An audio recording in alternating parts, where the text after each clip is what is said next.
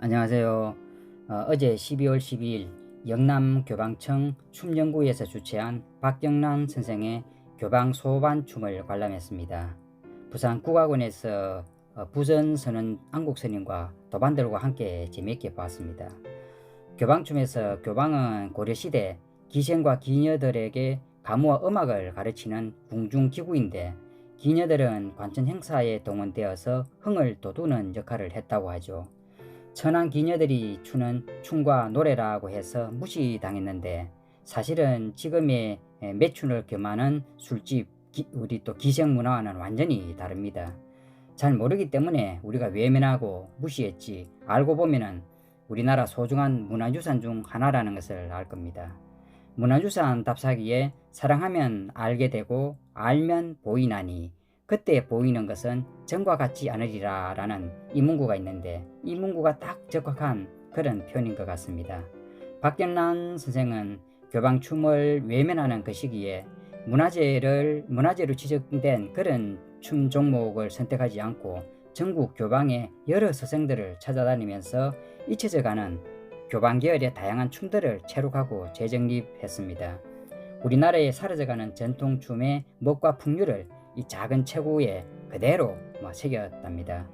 교방 소반춤은 명칭에서 소반은 작은 접시를 말하는데, 머리 위에 접시를 올리고 그 위에 컵을 얹어서 춤을 춥니다.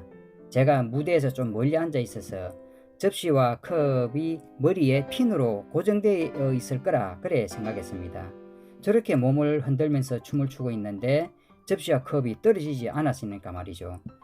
더구나 접시 위에 있는 컵에 찰랑찰랑하는 술이 담겨져 있었어요. 그래서 보이지 않는 핀이나 테이프로 고정시키지 않고서는 도저히 춤이 나올 수 없다 그래 생각했죠. 그런데 무대 아래로 내려와 관객석을 돌면서 소반을 내리고 술잔을 관객한테 건네주는 겁니다. 그런데 전혀 고정시키지 않고 춤을 춘 거죠. 그제서야 선생의 춤 나이 60년 경력이 명불허전임을 알았습니다.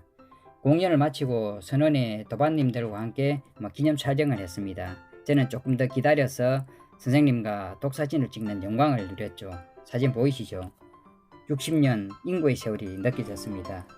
이 공연을 계기로 교본과 기생, 기녀들을 다시 알게 되었고, 박 선생님 같은 무용가들이 왜 전통춤을 공연하고 있고, 또 진주시에서는 진주를 교방문화 관광도시로 만들려고 하는지 알게 되었습니다.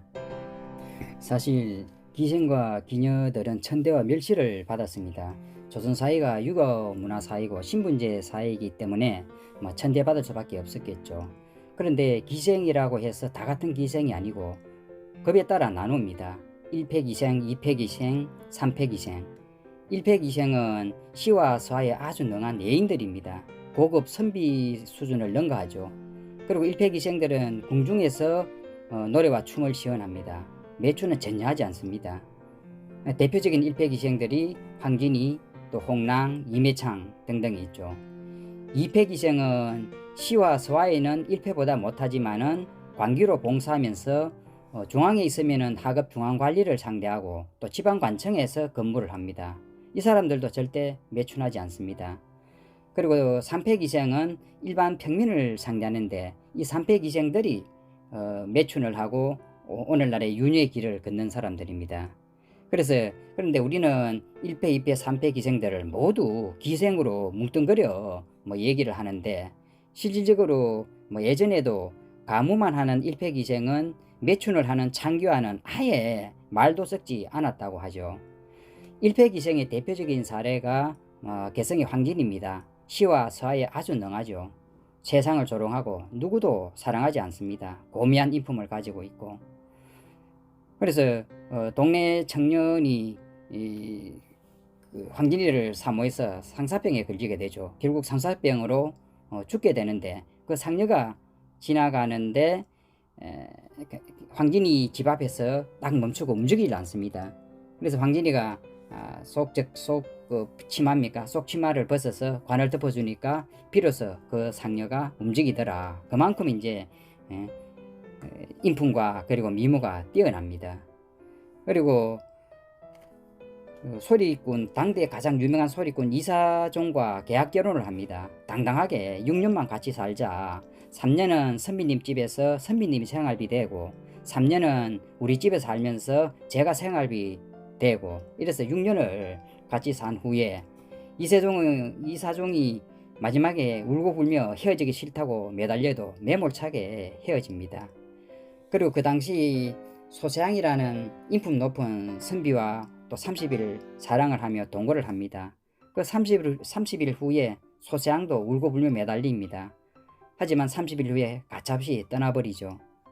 또 유명한 일화 중에 그 당시 지족선사라고 있습니다. 당시에 거의 생불로 추앙받던 사람인데 30년간 수행으로 생불에 오른 인물입니다. 황진이는 이 생불을 시험을 하죠.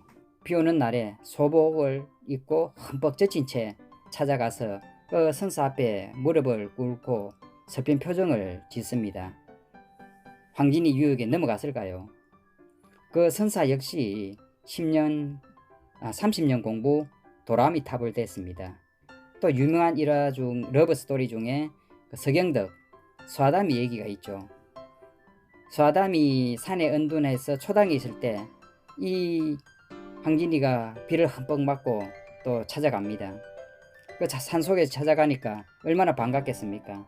반갑게 맞으면서 또 몸을 말린다며 옷을 벗기고 직접 몸을 닦아줍니다. 그리고 밤에 함께 황진이와 동침을 하는데 그 서아담은 코를 드렁드렁 골면서 자고 있었습니다. 결코 이 유혹에 무너지지 않았죠. 그래서 더욱더 황진이는 서아담을 흠모했다고 합니다. 일패기생의 대표적인 사례가 또 진주 농계죠. 외장을 끼안고 난강에 뛰어듭니다. 당시 관군들은 도망가고 야단인데 일개 농계가 그렇게 나라를 위한 그런 몸을 불살았죠. 그리고 평양 기생 중에 개월향이라고 있습니다. 개월향도 평양성을 점령한 일본의 고니시에 장군한테 몸을 내주면서 우리 김영서 장군에게 성행 내부 정보를 줍니다. 그래서 조명연합군이 평양성을 탈환하는데 큰 역할을 합니다. 그리고 우리가 잘 아는 기녀 홍랑과 북평사 최경창 이야기. 몇 뼈들 꺾어 너의 손에 보내노라. 자신은 창밖에 심어두고 보소서. 밤비에 샘 나거든 날인가 여기소서. 이 홍랑은 최경창이 죽고 나서도 3년간 묘대를 지킵니다. 기녀임에도 불구하고. 그리고 워낙 예뻐갖고 혹시 딴 남자들이 탐을 낼까 싶어서 그 예쁜 얼굴에 상처를 내고 흉터를 만들고 쑥검정을 칠해서 다녔다죠. 그리고 최경창의 시와 작품들을 임진왜란 때 직접 이제 가지고 이제 이 홍랑이 피난을 해서 지금까지 이 자료들이 남아 있답니다. 그래서 최경창 그 문중에서도 그 최경창의 묘 밑에 홍랑의 묘를 기생의 묘를 같이 써서 제사를 지낸다고 하죠. 또 백석과 자야 얘기가 있습니다. 자야는 대원각 요정을 운영하고 있는 기생이었는데 그 재산이 한 1,000억 원 정도 됐습니다. 그래서 백석의 시 한 구절이 1,000억만 못하다. 그래서 백석을 기다리다가 대원각을 법정스님께 기증하고 그게 이제 지금의 길상사가 되었다고 하죠. 여러분 1강계 2평양 3진주라는 말을 들어보셨습니까? 조선의 최고의 기생은 평안북도 강계군의 강계기생이랍니다. 우리나라 강계에는 우리나라 미인이 가장 많고 그리고 산수도 가장 아름답답니다. 지금도 북한에서는 강계 미인을 최고로 친다죠. 두 번째는 평양기생입니다. 평양기생의 대표적 인물이 개월향이죠. 우리 평양성 탈환에 큰 도움을 줬고 그리고 한양과 중국 사이에 평양이 있기 때문에 유흥업이 변성할 수밖에 없었겠죠. 세 번째 기생이 진주기생입니다. 농계가 대표적이지만은 또 하나를 꼽으라면은 진주 최초의 기생 월정화라는 기생입니다. 이 월정화는 강혼이라는 선비와 기녀 이야기로 많이 알려져 있죠. 강혼이라는 선비가 그 기녀와 아름다운 기녀와 사랑에 빠집니다. 사랑을 빠진 중에 새로운 목사가 부임을 하게 되죠. 그런데 아름다운 기녀를 빼앗기게 되어서 참 슬픈데, 바쁘게 이제 수청 들러가는 기녀의 소매자락을 붙잡고 저고리에 시한수를 씁니다. 놀란 기녀가 그 저고리를 벗고 갈아입고 진주 목사 방에 들어가야 되는데, 그대로 가다 보니까 진주 목사가 옷을 벗기다 보니까 그런 어떤 글이 나옵니다. 그래서 진주 목사는 이게 이 사람이 누구냐 이래서 잡아들이라고 호통을 칩니다. 그때 그래서 강원이라는 사람이 그 앞에 잡혀왔는데, 의외로 그 진주 목사는 주한상을 대접하고 칭찬을 합니다. 그 글재주에 놀란 거죠. 그래서 공부를 해보라고, 과거 시험을 보라고 권하기도 하고 이래서 그 선비는 결국 그 과거에 급제하고 대제하까지 올라갔다는 그런 이야기가 있습니다. 그 소매에 저고리에 쓴 그 시가 그 중죽이라 이래서 지금까지 전하고 있습니다. 목사는 상군을 통솔하는 장군 같은데 나는 한낱 그릴련 선비에 불과하네. 마음속에는 좋고 싫음이 분명할 텐데 몸단장은 진정 누구를 위할까? 참 감동적입니다.